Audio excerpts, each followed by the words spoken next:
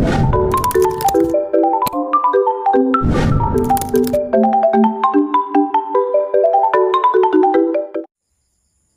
gabi sa ating lahat. Ang ating tatalakayin ngayon ay ang uri ng tayutay. Ngunit bago tayo magsimula, ano nga ba ang tayutay? Ang tayutay ay isang salitang ginagamit sa isang masining na paraan o isang matilinghagang salita. Ang unang uri ng tayutay ay ang pagtutulad. Ito ay paghahambing ng dalawang bagay gamit ang tulad, parang at sing. Halimbawa, ang kanyang mga mata ay tulad ng bituin sa gabi. Ang kanyang labi ay simpulan ng rosas. At ang pangatlo, ang kanyang boses ay parang musika sa aking tenga. Pangalawa ay pagwawangis. Ito ay paghahambing ng dalawang bagay na hindi gumagamit ng parang o tulad. Halimbawa, ang kanyang puso ay bato. Ang buhay ay isang labanan. Siya ay isang ahas. Ang pangatlo naman ay ang pagmamalabis. Ito ay pagmamalabis ng katotohanan upang bigyang diin ang isang bagay. Halimbawa, ang kanyang pag-ibig ay kasing taas ng bundok. Gutom na gutom ako kaya't isang buong tindahan ang aking kakainin. Namuti na ang mata ko sa kakahintay. At ang pang-apat naman ay ang pagbibigay katauhan. Ito ay ginagamit upang bigyang buhay ang katangian ng pagtao. Halimbawa, nagalit ang mga alon. Nagwawala ang hangin. Sumasayaw ang puno. At ang panglima naman ay ang pagpapalitaw. Ito ang pagpapahayag ng pagpapalit ng katawagan o ngalan ng bagay na tinutukoy. Halimbawa, ang panulat ay higit na makapangyarihan kaysa sa baril. Pangalawa, inalagaan ko siya mula pa sa duyan. Binasa ko ang buong Shakespeare. Pang-anim, pagpapalit saklaw. Ito ay pagbabanggit ng isang bahagi ng isang bagay para sa kabuuan.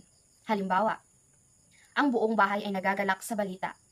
Ang paaralan ay nagdiriwang ng kanilang anibersaryo. Ang mata ay nakatingin sa akin. Pang-pito, ito ay pagtanggi. Ito ay salitang ginagamit sa paghindi. Halimbawa, hindi ako mayaman pero kaya kong tumulong sa mahihirap. Hindi ako tanga para hindi ko malaman ang iyong ginawa. Hindi ko ugaling manira ng iba. At ang pangwalo naman ay ang pag-uyam. Ito ay ginagamit ng pananalitang nangungutya sa tao o bagay sa pamamagitan ng mga salita. Halimbawa, pangwalo naman ay ang pag-uyam. Ito ay ginagamit ng pangungutya ng tao o bagay sa pamamagitan ng salita. Halimbawa, matalino ka talaga. Napakadaling pagsusulit ay ibinagsak mo. Tala pala masipag ka, wala kang ibang ginawa kundi matulog. Ang ganda mo, ang daming palamuti sa iyong mukha. At ang pangsyam naman ay ang pagtawag. Ito ay ang pagtawag o pakiusap. Halimbawa, ang pangsyam na uri ng tayutay ay ang pagtawag. Ito ay ang pagtawag o pagpakiusap sa isang bagay. Halimbawa, pag-ibig, bakit napakailap mo sa akin? O tukso, layuan mo ako. O buwan, bakit ka nagliliwanag? At yun lamang po ang halimbawa ng tayutay. Ang ating tatalakayin naman ay ang uri ng pangungusap. Isa, karaniwan. Halimbawa, kumain ako ng agahan. Naglaro ako ng basketball. Nag-aral ako ng mabuti, kaya nakapasa ako sa exam. Di karaniwan. Agahan ang kinain ko. Pangalawa, di karaniwan. Halimbawa, agahan ang kinain ko. Basketball nilaro ko. Dahil sa mabuting pag-aaral, nakapasa ako sa exam. At ito, ang mga halimbawa ng karaniwan at di karaniwang pangungusap. Ang ating tatalakay ngayon ay ang mga uri ng bantas. Ang una dyan ay ang tuldok. Halimbawa, ako ay mag-aaral ng mabuti. Pangalawa, siya ay mahusay gumuhit. Pangatlo, bulaklak ay maganda. Ang pangatlong uri ng bantas ay ang kuwit. Halimbawa, ako ay nagtungo sa tindahan, bumili ng pagkain at umuwi.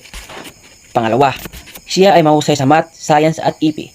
Pangatlo, ang mga kulay ng baghari ay pula, orange, dilaw, verde at bughaw.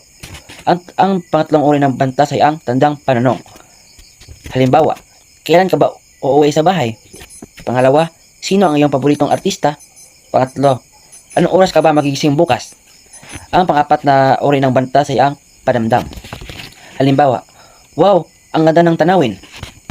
Pangalawa, huwag kang mag-alala, tutulungan kita. Pangatlo, mabuhay ang Pilipinas. Ang panglimang uri ng bantas ay ang tuldok. Halimbawa, may tatlong bagay na gusto kong pagkain, musika at paglalakbay. Pangalawa, Ang aking mga paboritong libro ay ang mga sumusunod, No Limitangre at El Filibusterismo. Pangatlo, ang oras ng pagpulong ay alas 2 ng hapon. Ang pang-anim ay ang tuldok, kuwit. Halimbawa, nag-aaral ako ng mabuti sa paaralan, nakatanggap ako ng mataas na marka. Pangalawa, gusto ko ang pagkain ng probinsya, masarap ang mga ito. Pangatlo, naglakbay ako sa iba't ibang bansa, natutunan ko ang maraming kultura. Ang pampito ay ang hitling, halimbawa, mag-aaral. Pangalawa, araw-araw. Pangatlo, may akda. Ang pangwalo ay ang panipi. Halimbawa, sabi niya, mag-ingat ka. Pangalawa, ang aking paboritong quote ay ang buhay ay isang paglalakbay. Pangatlo, ang sabi ng guro, mag-aral ng mabuti para sa kinabukasan.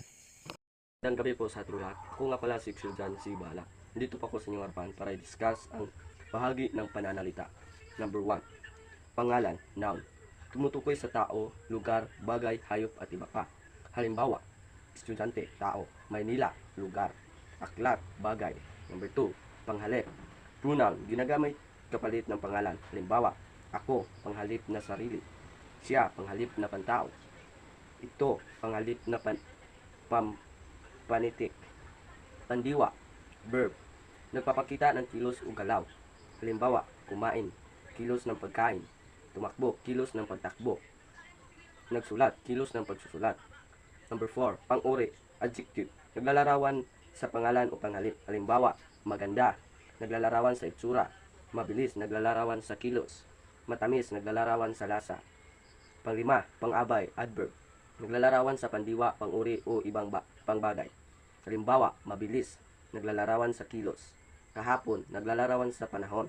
Tunay, nagpapalakas sa kahulugan. Pang-anim, pang-ukol. Preposition, nagpapakita ng relasyon ng pangalan o panghalip sa ibang salita. Halimbawa, sa, nagpapakita ng lugar o direksyon. Para sa, nagpapakita ng layunin. Tungkol sa, nagpapakita ng paksa.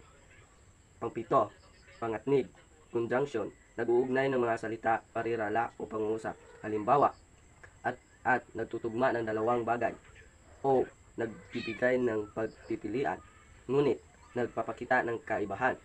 Pangwalo, pangtukoy, determiner, ginagamit upang tumutukoy ang pangalan. Halimbawa, ang pantukoy sa mga pangalang kilala, si pantukoy sa mga pangalan ng tao, mga pantukoy sa mga pangalang maramihan. At yun lang po, maraming salamat.